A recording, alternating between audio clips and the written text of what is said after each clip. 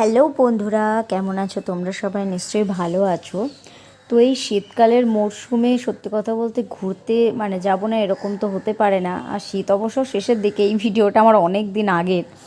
তো যাই হোক, আমি আর আমার ভাই বেরিয়ে পড়েছি আজকে ইকো পার্কটা ঘোরার জন্য। আমার ভাই এসেছিলো কলকাতা, সেই জন্য এটা অনেক দিন আগের ভিডিও। আমার কি বলবো, আর ব্লগগুলো আপলোডই করা হয় না। তো যাই হোক, আজকে আমরা ইকো পার্কে চলে এসেছি। আর ইকো পার্কে ফার্স্টেই হচ্ছে আমরা 4 নম্বর গেট দিয়ে এন্ট্রি করেছিলাম, কারণ 4 নম্বর থেকে শুরু করে একদম ফার্স্ট গেটটা দিয়ে আমরা বেরিয়ে যাব। সেই জন্য 30 টাকা করে এখানে টিকিট। আর 11টা থেকে 7টা পর্যন্ত, 7:30 পর্যন্ত। এখন শীতকালের দিনে, অবশ্য গরমকালে কিন্তু এটা একটু চেঞ্জ হবে।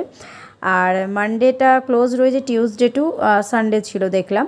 তো যাই হোক, তারপর আমরা একটু খাওয়া দাওয়া করে নিলাম। এখানে তোমরা পজ করে লিস্টটা দেখতেই পারো কী কী রয়েছে। একদম গেটের সামনেই ফার্স্টেই যে দোকানটা ছিল সেখানেই খেয়ে নিলাম ফ্রাইড রাইস আর চিলি চিকেন। তারপর আমরা এখন যাচ্ছি 7 ওয়ান্ডার্স দেখার জন্য। তার জন্য আলাদা করে আবার 30 টাকার টিকিট কাটতে হবে।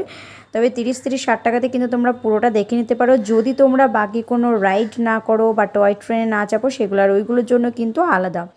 বেশিরভাগই তোমরা সবাই জানো, অলরেডি সবাই ঘুরে নিয়েছো। তবুও আমি যেখানে যাই ব্লগ করি, যাতে তোমাদের সুবিধা হয় যদি কেউ না জানো তার জন্য।